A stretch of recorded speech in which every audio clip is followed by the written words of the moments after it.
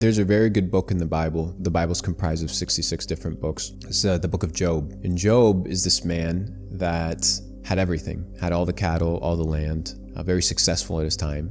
And the story goes that Satan approaches God and says, hey, I see your servant Job, and the reason he serves you is because you've given him everything. Mm-hmm. You've given him all the land, you've given him all the success. And, God is interacting with Satan, and he says, well, what do you think about my servant Job? Well, the reason he has what he has is because you've blessed him. And God says, well, okay, we'll take everything away except his life. You have my permission. So he strips him of his family. Family dies, strips him of all his possessions, strips him of his health. And throughout that entire book, all of his friends, his wife comes and they're like, you should be cursing God because he took everything away from you. He said, I can't curse God. He stayed faithful to him. In one encounter, he's praying to God and he questions, why is this happening to me? Mm-hmm. And God answers, who are you to question me? Mm. Am I not the creator of everything? And in the same way, even though I hope not to live a life where everything is stripped from me, the lesson and the moral of the life of Job is that God will test you with suffering.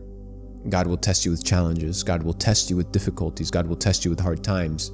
But that is when the proof of your faith is manifested, not when everything is given to you, not when it's easy, not when times are simple, but in the challenges. Do you curse God or do you bless him for giving you the opportunity to experience these challenges and experiencing difficulties to become better and to get closer to him?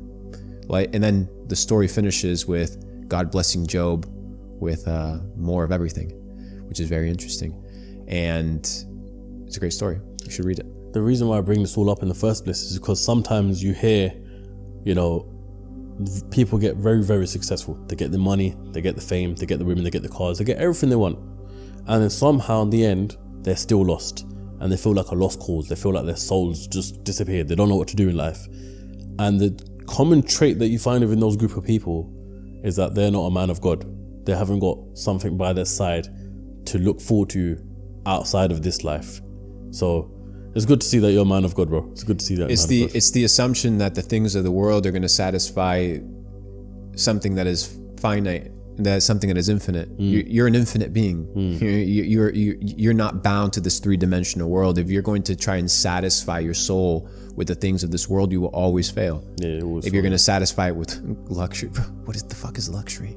What, a nicer watch, a nicer house, more cars, more houses, better food, more women. None of these things will satisfy. They may make you happy for a short period of time, but the void will still be there because the void is a spiritual void. It can't be filled by materialistic things in the three-dimensional world. It doesn't work that way. That is why any person that desires to build success, that desires to build something in this world needs to understand that you take none of it with you. You don't take the money. You don't take the success. You don't take the accolade. You take nothing. But what you will take was your devotion to God in check. What you will take is how you treated other people. Did you love God more than you love the things that God gave you? And you will be tested with these things. Of course. But to whom much is given, much is required. So if God's going to give you a lot, he will demand a lot from you. And yeah, I think we're in our way.